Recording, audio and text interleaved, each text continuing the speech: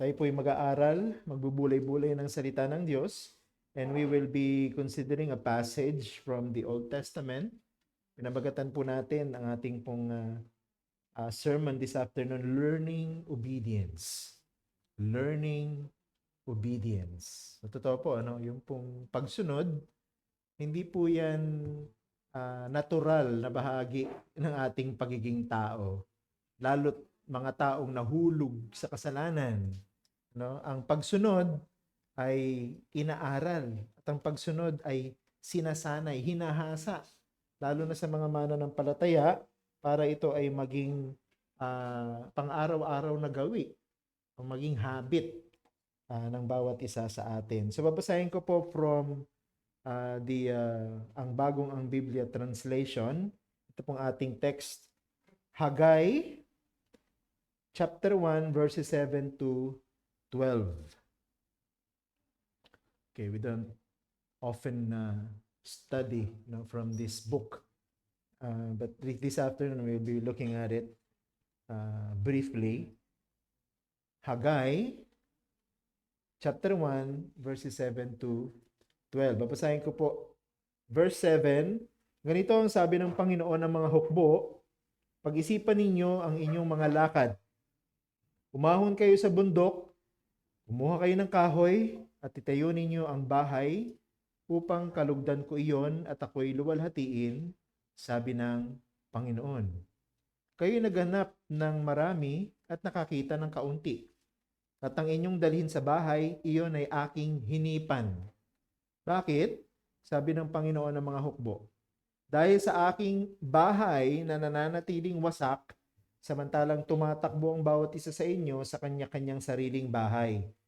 Kaya dahil sa inyo, pinipigil ng langit na nasa itaas ninyo ang hamog at ipinagkakait ng lupa ang bunga nito.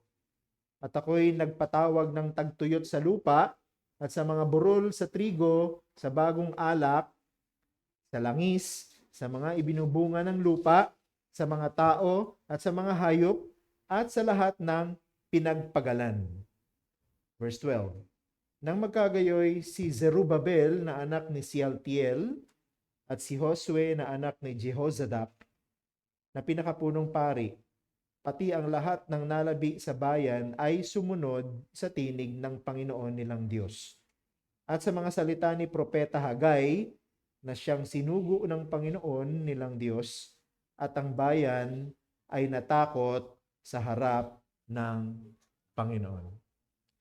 Pagpalain po ng Diyos ang kanyang mga salita. Pag binasa natin ang Biblia from the Old Testament to the New Testament, meron lamang pong isang nagbigay sa atin ng walang kapintasang halimbawa sa pagiging masunurin. Hindi po si Abraham yun. Hindi po si David yan. Hindi po si Isaias yan. Hindi po ang sinumang nabuhay sa lumang tipan, hindi rin yung mga nabuhay sa bagong tipan tulad ng mga apostol, hindi si Apostol Pablo, hindi si Apostol Juan. Iisa lamang po ang nagbigay sa atin ng walang kapintasang halimbawa ng pagiging masunurin sa Diyos, at yan ay walang iba kundi ang ating Panginoong Hesukristo. Ang ating Panginoong Hesukristo ang nagturo sa atin ng perfect obedience. Lahat ng pinagdaanan ng ating Panginoon mula nung siya ay pinaglihi ng kanyang ina na si Maria, hanggang sa siya ay pinanganak, nag-mature, at naging adult, nag-ministry, hinuli, pinahirapan, nahatulan ng kamatayan, ipinako sa krus, namatay, at nang muling mabuhay. Lahat ng pinagdaanan niya na ito ay halimbawa ng bawat mananampalataya noon at ngayon at sa darating pang panahon ng ibig sabihin ng pagiging masunurin sa Diyos. Kaya tama yung sinabi ni Apostle Paul dun sa kanyang sinabi sa Philippians chapter 2 verse 8.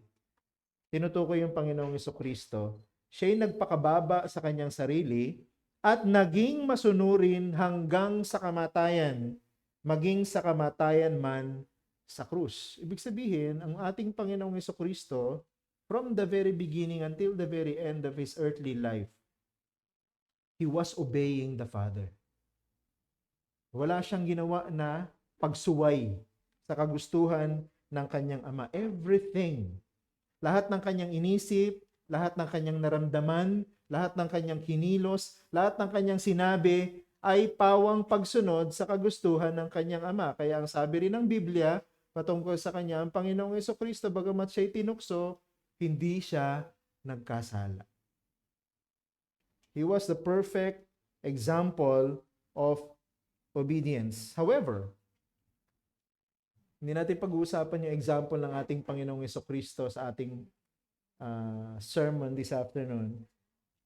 Pag-uusapan natin ang isang imperfect example at hindi natin pag-uusapan ang isang example ng pagiging masunurin. Ang pag-uusapan natin ay example ng pagiging masuwayin.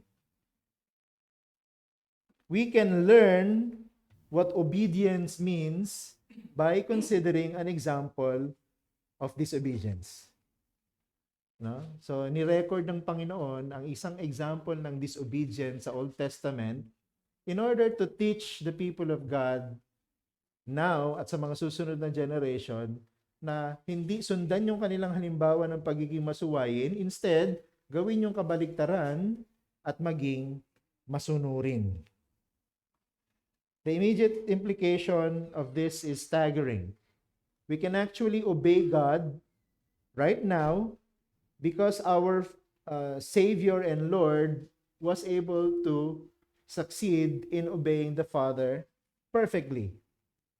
Hindi na po tayo magkakaroon ng dahilan, no? Na katulad marahil na ginagawang dahilan ng mga tao sa lumang tipan na wala naman kaming halimbawang susundan ng isang perfect obedience. Meron tayong susundan ngayon. Ano? At ang halimbawa ng ating Panginoon dapat ay nagdadala sa atin sa pagiging masunurin at hindi sa pagiging masuwayin. So gustong i-summarize yung ating pag-aaral this afternoon in this way. Sometimes, God teaches us how to become obedient through the disobedience of others.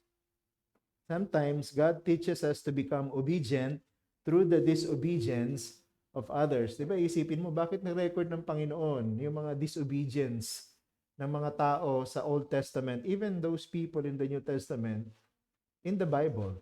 Of course, the immediate answer is, hindi para sundan din natin yung kanilang ginawang pagsuway, kundi upang iwasan yung kanilang naging pagkakamali sa kanilang pagsuway at gawin yung dapat na sana'y ginawa nila. And ano yun? Dapat maging obedient tayo sa kagustuhan ng ating Ama. So yung una po nating major point na pag-uusapan this afternoon is this, the cost of obedience. The cost of obedience. Of course, we must bear in mind na yung pong binasa natin mga talata ay tumutukoy po sa kaugnayan ng bayan ng Huda na bahagi ng bayan ng Israel kay Yahweh sa lumang tipanan. No? Kasi may mga binanggit po dyan na hindi na natin pwedeng i-apply sa ating panahon ngayon. No? Pero, ang nakakalungkot, may mga nangangaral ng salita ng Diyos at may mga churches na naniniwala na ang mga talata na katulad ng binasa natin ay applicable pa rin sa iglesia sa kasalukuyang panahon. Kasi kung hindi natin i-distinguish na itong mga talata na ito ay tumutukoy lamang sa bayan ng Diyos sa lumang tipan at sa kanyang tipanan kay Yahweh at hindi sa iglesia sa kasalukuyan, magkakaroon tayo ng confusion. We will not be able to make sense out of these passages. Kasi kung mapapansin nyo, may mga physical blessings and physical threats. May mga cursing pa na binanggit ang ating Diyos dito sa mga talata na ito. Now, in order for us to understand saan ang galing yung binabanggit ni Yahweh na mga promises of physical blessings, ibig sabihin, bibigyan ko kayo ng kasaganaan, papagyamanin ko ang inyong mga tanim, bibigyan ko kayo ng malalakas na mga mandirigma, and so on and so forth. Saan ang galing yung mga pangako na yun?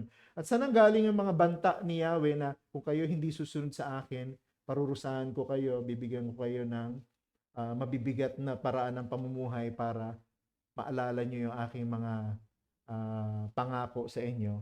Galing yan sa Old Covenant. No? At ang concentration ng discussion pagdating dito sa covenant na ito ay dun sa Deuteronomy chapter 27 hanggang chapter 30. Hindi natin babasahin yun ngayon. If you have time, and of course you do, you can go back to then Deuteronomy 27 to 30. Doon makikita mo yung lahat ng binabanggit ng Panginoon dito with regard to Judah. Now, with this in mind, maiwasan natin yung mga excessive and absurd claims of prosperity for the church today. Alam mo yan, may mga nagtuturo na pagka ikaw ay sumunod at ginawa mo yung lahat ng mga utos ng Diyos, pagpapalain ka. Hindi ka magkakasakit. Yayamang ka. Diba? Yung lahat ng mga gagawin mo magtatagumpay. Lahat ng mga plano mo magtatagumpay. No? May iwas ka sa aksidente. Magtatagumpay ka sa lahat ng plano mo and so on and so forth. Yan yung kiniklaim ng iba, no? Yung mga nasa health and wealth, prosperity churches. Hindi po biblical ang mga claim na ito. At isa pa sa mga gusto ko sana i-clarify ay yung pong understanding ng marami na pagka sumunod tayo sa Panginoon, ay pagpapalain niya tayo. Totoo naman nagpapala ang Panginoon ng kanyang mga anak. Pero hindi natin pwedeng sabihin sa ating mga sarili na susundin ko kung ano yung ginagawa at inuutos ng Panginoon para pagpalain niya ako. Ano ibig sabihin? Wala po sa atin ang dahilan para pagpalain tayo ng Diyos. Ang dahilan po para pagpalain tayo ng Diyos ay nagmumula sa Kanya. Ibig sabihin, ang Diyos ang nagpapasya kung pagpapalain niya tayo o hindi. At ang Diyos din ang nagpapasya kung kailan niya tayo papagpalain. Ang pagsunod po ay duty ng mga tao ng Diyos sa Kanya. Pero yung blessing ay biyaya ng Diyos sa atin. Ibig sabihin, pag pinag-usapan natin yung obedience, gagawin natin ang sumunod sa mga utos ng Diyos with or without promises of blessings. Bakit? Duty natin yun eh. Niligtas tayo ng Panginoon, binigyan tayo ng buhay na walang hanggan, ibinilang tayo sa kanyang pamilya. So, it's our responsibility to render God obedience. Kumbaga, duty natin yun. No? Hindi tayo susunod sa Panginoon dahil naghihintay tayo ng kapalit. Kundi susunod tayo sa Panginoon kasi katungkulan natin na sumunod sa ating Panginoon, sa Diyos na sa atin ay nagligtas. Pero kung pagpapalain tayo ng Panginoon, yun ay biyaya niya. Yun ay kagustuhan niya. Siya yung nagpapasya doon at hindi po tayo. In other words, there's nothing we can do to make God bless us unless God decides to do so. No? Kumbaga hindi natin pwedeng kumbinsihin yung sarili natin na pagka ginawa ko ito, pagka sinunod ko ito, dapat pagpalain ako ng Panginoon. Kasi pagka lagi natin gagawin yung ganyan, mapufrustrate tayo. No? Mapufrustrate ka talaga. No? Sinasabi ko na sa inyo. Because I've tried it also many times before nung bata pa akong Christian. No? Madi-discourage ka kasi bakit gano'n? Sumusunod naman ako sa kagustuhan ng Panginoon pero bakit ang dumadating sa akin ay persecution? Bakit ang dumadating sa akin suffering? Bakit hindi blessing? No? So mag-iisip ngayon, ano ba to? Totoo ba yung sinasabi ng Biblia? Totoo ba tong Diyos na ito? And so on and so forth. Now, we need to set our perspective properly, no, so that we will not have any confusion sa ating walk as Christians.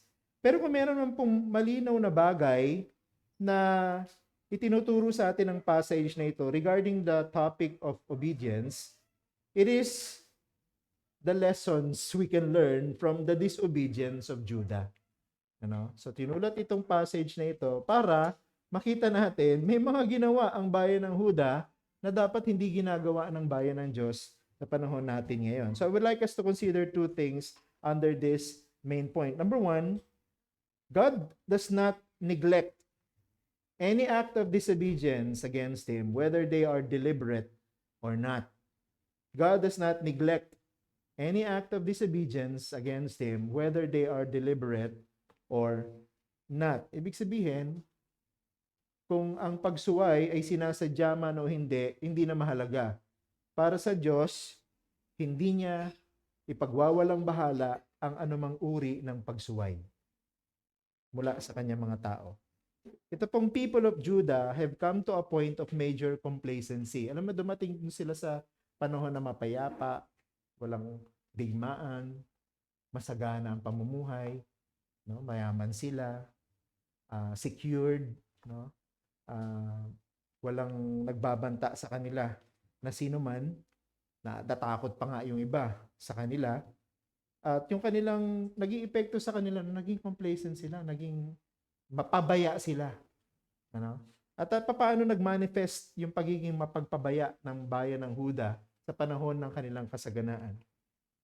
Since everything about them is doing great, nagpasya sila na huwag bigyan ng pansin ang anumang bagay na may kinalaman sa Diyos. Yun yung naging epekto sa kanila ng kanilang pagiging complacent. Okay, okay naman lahat. Maayos naman lahat. Successful naman ako. Healthy ako. Wala namang banta sa buhay ko. Lahat ng ginagawa ko nagsasucceed. I don't need God anymore. Ganun yung nangyari dito sa bayan ng Huda. Tingnan niyo yung chapter 1 verse 2. Sabi ganito ang sabi ng Panginoon ng mga hukbo, sinasabi ng bayang ito na hindi pa dumarating ang panahon upang muling itayo ang bahay ng Panginoon. Now, if you will survey the context, ang isa sa mga naging problema ng bayan na ito, because they were successful, no threats, no, bountiful ang kanilang harvest, no, wala silang problema sa pagkain, wala silang problema sa kaaway. Inayos nila yung kanilang mga sariling mga tahanan. Siguro ang gaganda ng mga bahay nila, up and down, hanggang 3 floor siguro. Yung mga bahay nila, ang gaganda ng mga interiors, no? Kompleto, may mga bakod, may mga garden, so on and so forth. Pero yung bahay ng Panginoon, wasak. Yung templo, wasak. No? So that reflects a problem. No? Okay sila, maayos sila, nakikita nila ang sarili nila, no, sufficient sila sa sarili nila, they don't need God anymore. Anything related to God doesn't matter anymore. Kaya yung templo, unti-unting nasira, ibig sabihin, hindi na sila pumupunta sa templo para mag-alay. Hindi na sila pumupunta sa templo para manalangin. Nakalimutan na nila ang Diyos. This is the worst kind of complacency because these people, bagamat alam nila na mayroong banta ang Diyos kung kalilimutan nila yung kanilang tipan sa Kanya at kalilimutan nilang sundin at gawin ang kanilang mga responsibility, nagpatuloy pa rin sila sa kanilang pagsuway. Yun ang problema. Diba? Nakaka-relate ang marami sa ganito.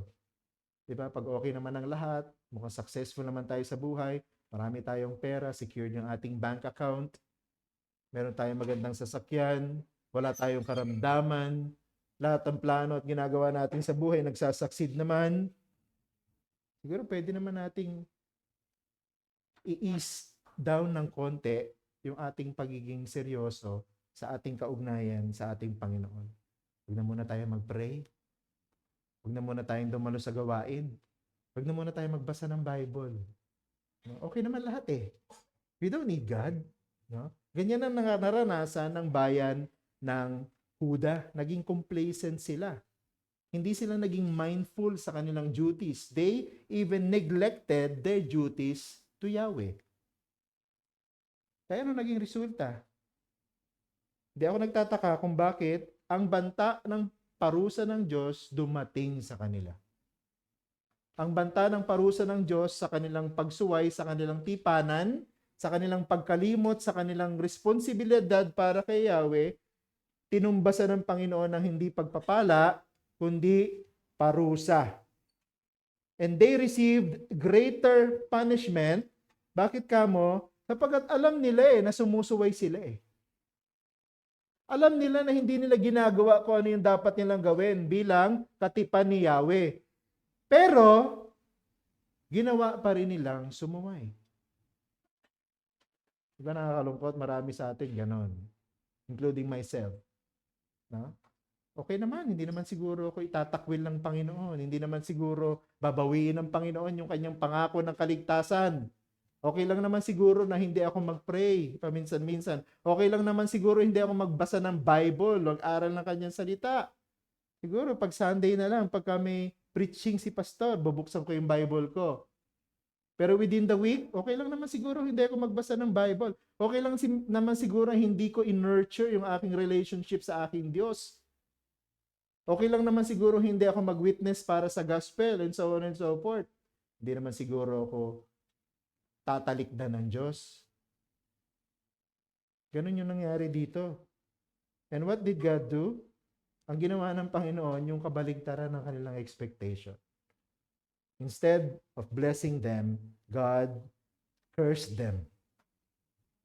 Para sa iyo na Kristiyano, ito ay isang seryosong paalala na ikaw bilang anak ng Diyos na tumanggap ng biyaya na hindi mo naman dapat tanggapin, ay inaasahan na magsuko ng iyong buhay sa Panginoon at sa Kanyang kagustuhan, sumunod. Wala po tayong ginawa. Wala po tayong contribution para sa ating kaligtasan. Pero ang Diyos, meron siyang buong karapatan na sundin natin ang lahat ng Kanyang kagustuhan. Wala tayong dahilan, wala tayong opportunity dapat na sinasayang para sa ating pagsunod at pagpapasakop sa ating Panginoon. This sense of obligation is more and more declining in modern evangelicalism. Sa panahon natin ngayon.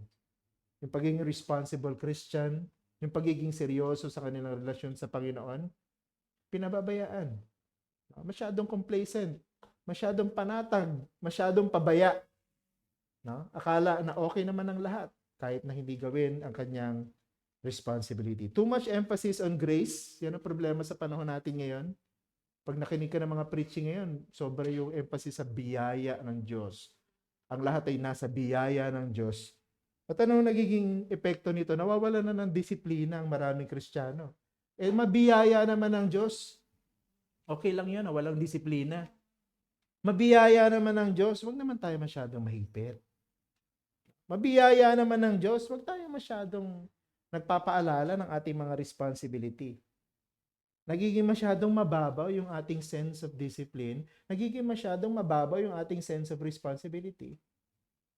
Kaya marami mga Kristiyano na nagpapakilalang Kristiyano sila at member ng church, ay kita mo, sloppy ang Christian life. Hindi mo makakita ng pagiging seryoso sa kanyang pananampalataya. Pagdating sa mga gawain, absent, late. No? Pagdating sa mga gawain, walang kaseryosohan, natutulog. Pag sinabing buksan natin ang ating Biblia, naglalaro ng cellphone. Di ba? Yan ang nakikita natin sa maraming mga mananampalataya na sa loob ng churches ngayon. Parang Judah. Di ba? Okay naman lahat. No? Hindi naman mahigpit dito. Hindi naman naninita dito. No? Makain pa nga pagka nag-worship eh. No? Okay lang yan. No? Okay lang yan. Walang problema yan. Ang babaw. Masyadong sloppy yung pagiging Christian. Masyadong complacent. Let me warn you, hindi po dahil ang Diyos ay mabiyaya, hindi ibig sabihin, hindi po nagpaparusa ang Diyos. Hindi nang didisiplina ang Diyos. Diba? May pamamaraan ng Diyos kung paano siya magdidisiplina. At para sa akin personal, na dumanas ng mga disiplina ng Diyos sa aking pagiging masuwayin sa Kanya, hindi ko malimutan eh. No? Yung mga discipline ng Panginoon sa akin, hindi ko malimutan. Nagmamarka sa aking pagkatao. Nagmamarka sa aking alaala. Ganun ang Diyos pag dumisiplina. At makikita natin dito sa ating pag-aaral, nung dinisiplina niya ang Judah, tumino sila. No? Secondly, God will definitely do something to make us realize that we are offending Him. So hindi po winawalang bahala ng Diyos sa mga pagsuway natin laban sa kanyang kagustuhan. At meron pong gagawin ang Diyos para ipaunawa sa atin na ginagawa natin siya ng kasalanan. In the case of Judah, all their efforts boiled down to nothing. Yun yung naging paraan ni Yahweh para ipakita sa kanilang, hindi nyo na ako pwedeng ipagwalang bahala ngayon. Hindi na kayo pwedeng maging complacent. Hindi na kayo pwedeng maging sloppy bilang people of God. Pansinin ninyo that though they had put so much effort, itong Judah, in doing great things, wala silang na-receive na reward in return. Tingnan niyo po yung chapter 1 verse 6. Napakatindi ng pagtatrabaho, pagpapagal ng mga taga-Juda, pero lahat ng mga ginawa nila, walang resulta. Sabi sa chapter 1 verse 6, at kayong tumatanggap ng sahod, ay tumatanggap ng sahod upang ilagay sa supot na may mga butas. Tingnan yung description ng Panginoon. Trabaho kayo. Di ba? Tanim kayo sa bukid. Ani kayo. Iniimbak nyo lahat yung mga inaani niyo para ibenta, para maging pera, para kayo magkaroon ng financial security. Pero para lang kayong nag-iipon, nilalagay nyo sa isang supot na maraming butas. Ano ibig sabihin nun? Lahat ng nilalagay nyo doon sa supot na yon, nawawala din, nahuhulog. They all end up nothing. They boil down to nothing. Not only that, even those that they somehow achieve go away easily. Okay, siguro may mga natatanggap sila, nakukuha sila ng mga benefits sa mga pinagtatrabahuhan nila, sa mga pinaghihirapan nila. Pero nawawala din eh. Bakit? Anong sabi ng Panginoon sa chapter 1 verse 9? Kayo naghahanap ng marami at nakakita ng kaunti. At nang inyong dalhin sa bahay, iyon ay aking hinipan. Tingnan yung description ng Panginoon dito.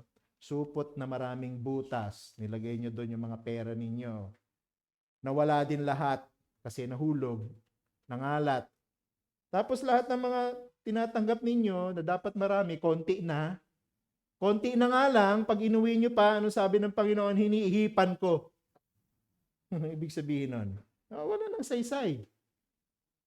Wala na ring meaning sa kanila yung kanilang mga pinaghihirapan. Kaya tama yung sinabi ni Job dun sa chapter 1 verse 21, ang Panginoon ang nagbigay at ang Panginoon din ang bumawi. Ang Panginoon ang nagbigay, ang Panginoon din ang bumawi. Ay matinding. Madalas ginagamit natin itong verse na to sa kamatayan eh. Pero hindi lang po yun ang application ng verse na yan. Ibig sabihin, ang Panginoon kaya niya magbigay, kaya niya mag-bless, pero kaya niya rin bawiin yun kung gusto niya. Mga kaibigan, everything that we have are given to us by God. We must avoid believing na sa atin ang mga ito sapagkat ating pinaghirapan. Ulitin ko yan ha. Diba? Baka iniisip natin, akin to. No? Pag-aari ko to. No? Pundar ko to. Pinaghirapan ko to. No? Therefore, secure ito. Akin ito. Hindi mawawala ito. Okay, magpapakasiguro. Bakit? Sapagkat ang lahat ng tinatanggap at tinatangkilik natin, kahit pinaghirapan natin, bigay lang ng Panginoon, pwede niyang kunin.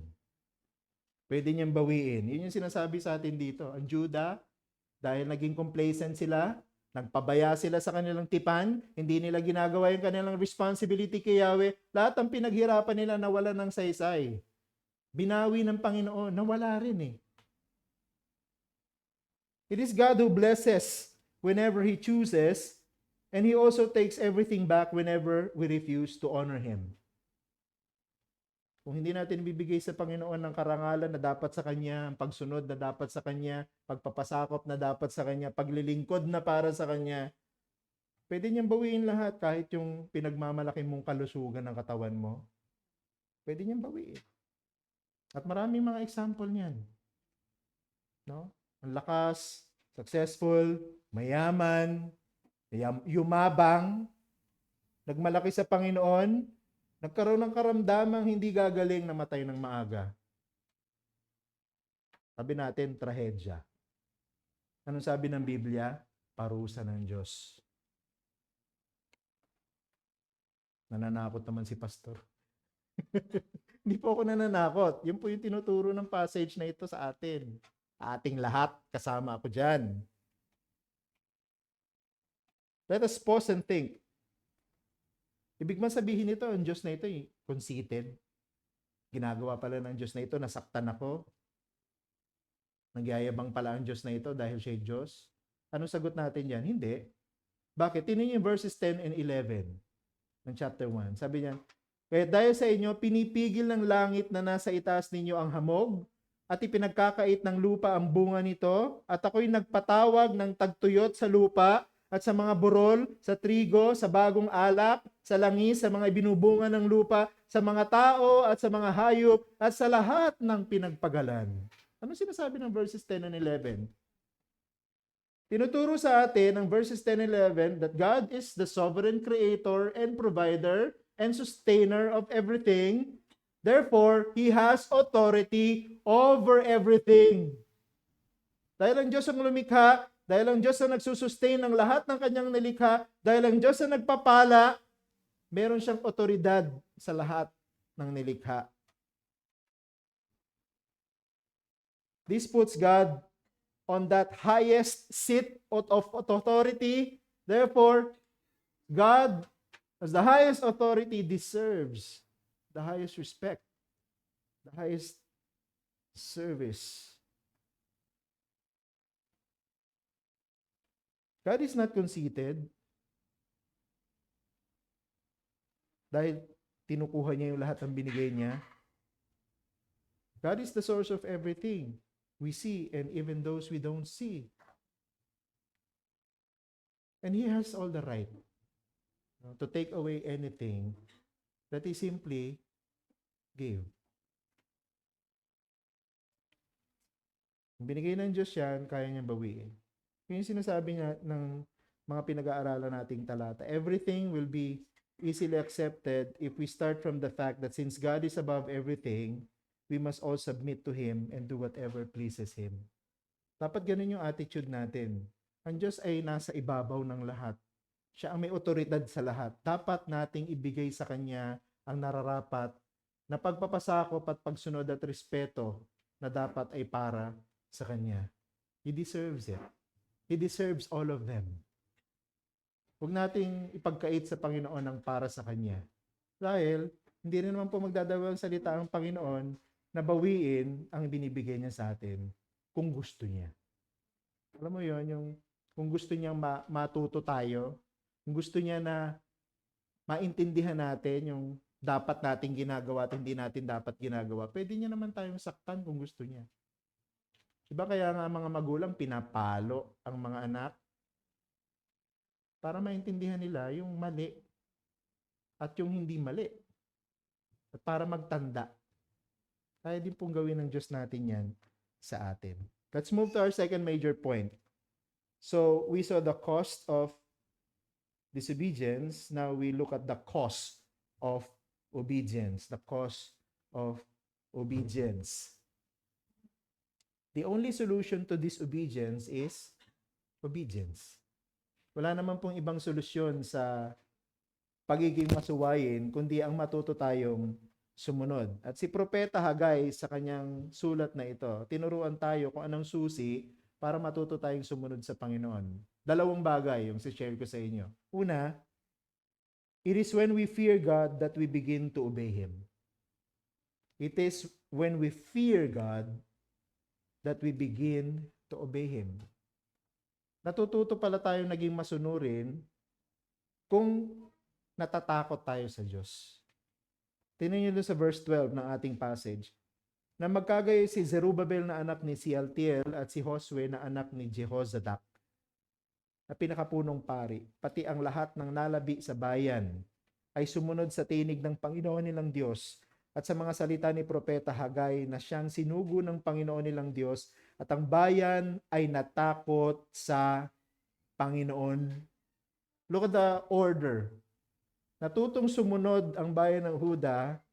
Anong dahilan? Sapagkat sila'y natakot sa harapan ng Panginoon. The last sentence is supposed to be the first in that sequence. At ang bayan ay natakot sa harap ng Panginoon, kaya sila sumunod. Dapat ganun yung order niya. Pero ang ginawa ni Hagay, ang bayan ng Huda ay sumunod sapagkat sila ay natakot sa harap ng Panginoon. This is one great cause of genuine obedience that we do not recognize today. Ano mo, masyadong emphasis ng mga Christian ngayon patungkol sa Diyos? Ang Diyos ay pag-ibig. Ang Diyos ay mapayapa. Ang Diyos ay mapagpala. Ang Diyos ay nagliligtas. Yan ang mga emphasis, no? Puro positive. There's no emphasis on the fear of God. Na ang Diyos, bagamat totoo na ang Diyos ay mapagmahal, ang Diyos ay makalinga, ang Diyos ay nagliligtas, ang Diyos ay maunawain, ang Diyos ay matiisin, and so on and so forth. Huwag nating kalimutan na ang Diyos po na ito dapat din nating katakutan.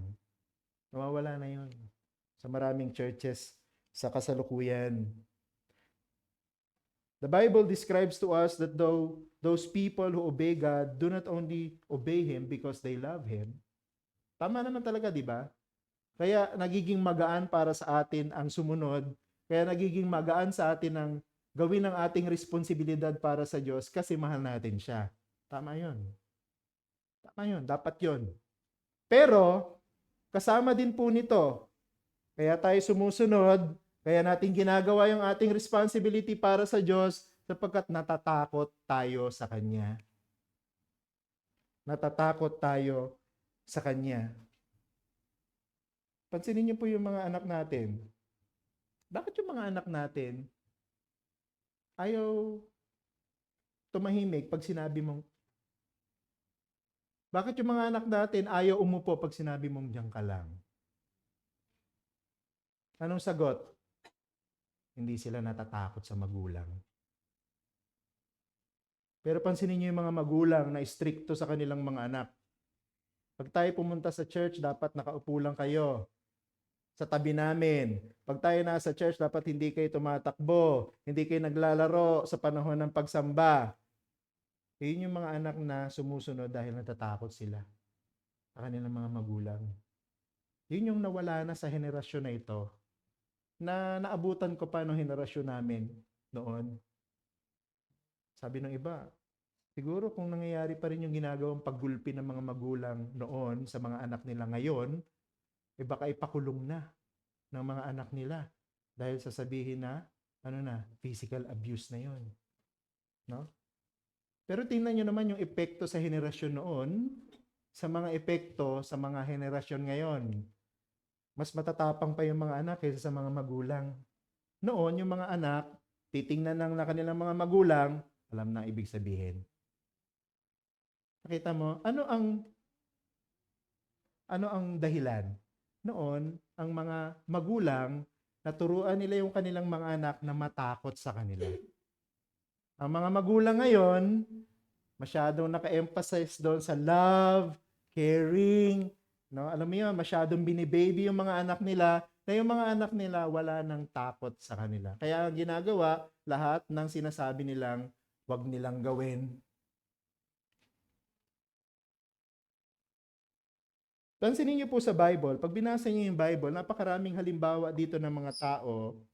Every time that they will have a personal encounter with God or an angel of God, ano yung laging epekto sa kanila? Sila yung naninikluhod at natatakot. Laging ganun yung epekto. Laging ganun yung epekto. Basahin nyo from Old Testament hanggang New Testament. Consistent. Pagka nag-reveal ang Diyos ng kanyang sarili sa mga tao sa mundo o nagpakita siya sa pamamagitan ng mga anghel, laging ang epekto talagang takot na takot yung mga tao. Iba, sabi pa nga iba, parang animong mga patay ang itsura. Ibig sabihin, namutla sa takot. Ganun dapat ang epekto ng Diyos sa atin eh. Habang naiintindihan at nakikilala natin kung sino ang Diyos, dapat lalo tayong natatakot sa Kanya. Dahil kung tayo ay nakakakilala kung sino ang Diyos at dahil nakikilala natin ang Diyos sa Kanyang mga katangian sa Biblia, natatakot tayo sa Kanya, susundin natin siya.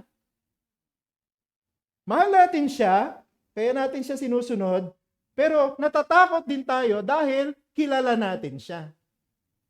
At alam natin ang kaya niyang gawin. Si Habakkuk, isa rin po itong propeta sa Lumang Tipan, meron din siyang sinulat patungkol po dun sa mga Diyos-Diyosa, na ang mga Diyos-Diyosa na hindi katulad ng Diyos. Bakit? Sapagkat ang mga Diyos-Diyosa na hindi buhay. Si Yahweh ay buhay. At paano niya ipinaliwanag ang dapat na maging reaksyon ng mga tao ng Diyos sa katotohanan na ang Diyos ay buhay? Doon sa Habakkuk chapter 2 verse 20, ganito nakasulat, Ngunit ang Panginoon ay nasa kanyang templong banal, tumahimik ang buong lupa sa harapan niya. Ano ibig sabihin ng verse na yun? Dahil ang Diyos ay nandoon sa kanyang templo, siya'y buhay na Diyos, dapat ang lahat ay tumahimik sa harapan niya. I understand this to mean that only after realizing who God really is, that we can truly fear Him. Yung pananahimik sa harapan ng Diyos ay isang indikasyon na naiintindihan natin kung sino siya. Naiintindihan natin ang Diyos na ito ay banal. Naiintindihan natin ang Diyos na ito ay higit na mataas kaysa sa atin at kahit kanino man. Naiintindihan natin na ang Diyos na ito ay may kapangyarihan na magbigay ng buhay, may kapangyarihang bumawi ng buhay. Dapat ko siyang katakutan. Dapat akong matakot sa Kanya. Tingnan niyo po yung mga tao na gumagawa ng karumal-dumal na krimen. Pag nanood ka ng news, minsan huwag ka na manood ng news sa Facebook na lang. And any other social media platforms, makikita mo yung mga krimen na hindi po nagagawa dapat ng mga tao sa kapwa-tao. Kung nagagawa man yun at nangyayari yun, dapat sa pagitan ng mga hayop eh. Pero hindi dapat sa pagitan ng mga tao. Hindi dapat ginagawa ng tao sa kanyang kapwa. Yung ganong klase ng mga karumal-dumal na kasamaan. Pero bakit nagagawa nila ang mga ganong klase ng karumal-dumal na kasamaan? Ang sagot, sapagkat hindi nila kilala ang Diyos. Hindi sila naniniwala sa Diyos. Hindi sila natatakot sa Diyos. Since they do not know God, they do not fear Him. Ang kasalanan po nung pumasok po siya sa mundo, ang isa sa mga sinira ng kasalanan sa tao ay yung kakayahan ng tao na maintindihan kung sino ang Diyos. Alam niyo yung ginawa ng kasalanan patungkol sa kakayahan ng tao na kilalanin ng Diyos? Ang tao gumawa ng kanyang sariling Diyos. Yun ang ginawa ng kasalanan sa atin. Kaya mga tao nagkaroon ng Diyos-Diyosan. Diba? Doon pa lang sa lumang tipan, makikita mo. Pumunta si Moises doon sa bundok ng Sinai para tanggapin ang 10 utos ng Diyos. Absent lang siya ng 40 days and 40 nights. Matagal naman talaga yon. Pero may mga iniwanan siya ng mga leader, tulad ni Aaron, para magbantay sa bayan ng Israel na naghihintay sa paanan ng bundok. Pagbaba ni Moises, ano nang nangyari? Gumawa na sila ng kanilang Diyos-Diyosan na gawa sa ginto. At yun yung kanilang sinasamba. Pinapakita doon na kahit na nakita ng mga Israelita yung kapangyarihan ni Yahweh, ng pagpapalaya sa kanila sa Ehipto, biruin mo, tumawid kayo sa dagat, hinati yung dagat, at nung naglakad kayo dun sa lupa, sa pagitan ng hinating dagat, tuyo yung lupa, hindi putik, tumawid kayo dun sa dagat, nakita lahat nila yon. At marami pang iba, kumain sila ng pugo dahil gusto nila ng karne, uminom sila ng mas malamig na tubig galing sa bato, and so on and so forth. Nakita nila yung kapangyarihan ni Yahweh sa pamamagitan ng kanyang lingkod na si Moises. Pero kahit na ganon, gumawa pa rin sila ng kanilang sariling Diyos-Diyosan. Bakit? Patunay lang ng kasalanan. Isa yan sa mga ginawa ng kasalanan. It destroyed our understanding of who God really is. And because it destroyed our understanding of who God really is, sin numbed our sense of fear to God. Naging manhid yung tao sa kanyang takot. Nawala yung takot sa Diyos. Kaya ikaw na hindi pa Christian, gusto kitang kausapin ngayon, huwag mong isipin na dahil kilala mo ang Diyos, dahil nakikinig ka sa pangaral ng salita ng Diyos, takot ka na sa Diyos. Ikaw ang nakakaalam kung takot ka sa Diyos o hindi. Dahil kung takot ka sa Diyos, hindi ka gagawa ng anumang bagay na ayaw ng Diyos. Takot ka eh. Pero kung yung ginagawa mo ay lahat ng ayaw ng Diyos, hindi ka takot sa Kanya. At alam mo, kung ipagpapatuloy mo yung ganyang klase ng buhay, matututunan mong matakot sa Diyos. Sa huli, sa araw ng paghukom. Yung pag namatay ka na, haharap ka sa Diyos na ito, doon mo lang maiintindihan. Nakakatakot pala ang Diyos. Bakit? Sapagkat kaya kanyang itapon sa impyerno. At doon, habang buhay mong pagbabayaran ang iyong pagiging rebelde laban sa Kanya. Pero pwede ka naman hindi umabot dun sa punto na yon. Kung ngayon palang buhay ka at nakikinig ka ngayon sa pangangaral na ito, sana maintindihan mo, ang Diyos na ito'y dapat katakutan. Pero dahil ang Diyos ay maawain, kahit na pwede niyang utusan ng mga tao na matakot sa Kanya, at yun ang maging basihan ng kanilang kaligtasan, anong ginawa ng Diyos? Pinadala niya yung anak niya. Para ipakita sa atin na bagamat siya ay Diyos na dapat katakutan, siya din ay Diyos na marunong maawa, marunong magmahal, marunong magsakripisyo. At yung pagsasakripisyo ng Diyos na yon, ng kanyang nag-iisang anak, ang tanging paraan para maligtas ang isang makasalanan. Kumbaga, kung magkakaroon tayo ng kaugnayan sa kanyang anak, hindi tayo matatakot sa Diyos dahil lang sa nakakatakot ang Diyos. Kundi matututunan natin matakot sa Diyos dahil una, matututunan nating ibigin siya. At dahil iniibig natin siya, rerespetuhin natin siya. At dahil nirerespeto natin siya, susundin natin siya. At katatakutan natin ang kanyang pagiging Diyos. Pangalawa at huli, our fear of God makes us willing to obey not only Him, but even those who lead us. Ano nangyari sa bayan ng Diyos na natakot sa kanyang harapan?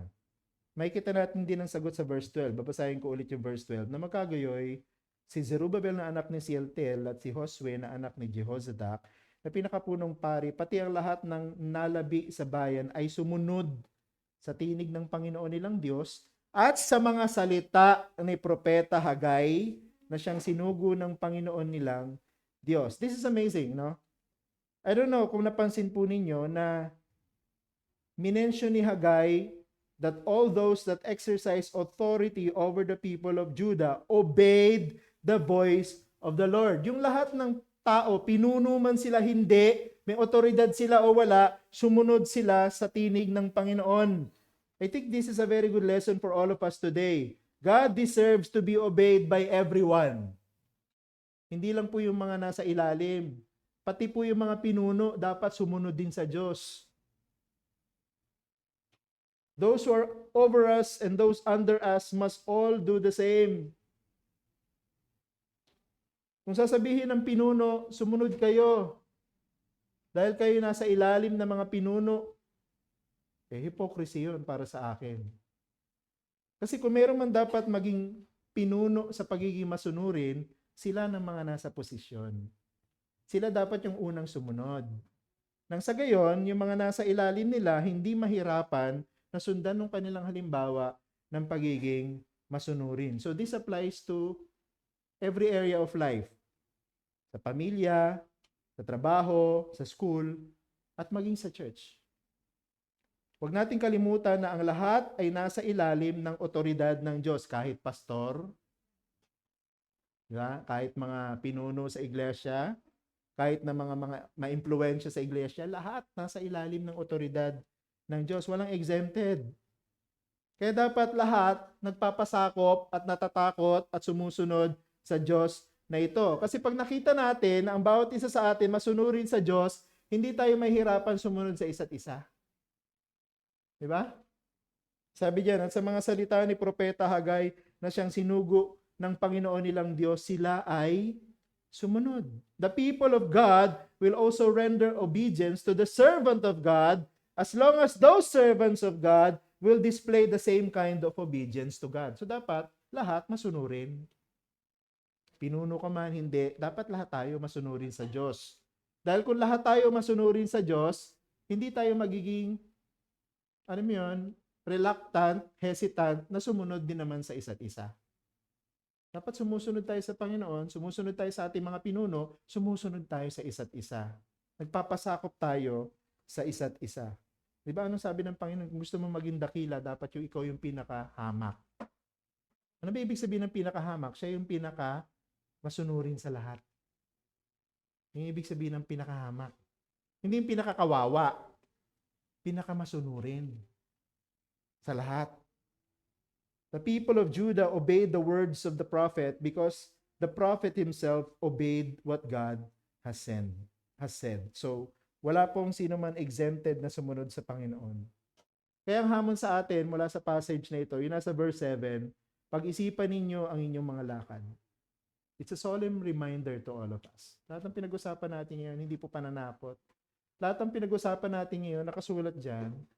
Example yan na ni-record ng Panginoon sa Bible tungkol sa pagiging pabaya ng Juda at sa pagiging masuway ng Juda para tayo iwasan kung ano yung kanilang naging mistakes.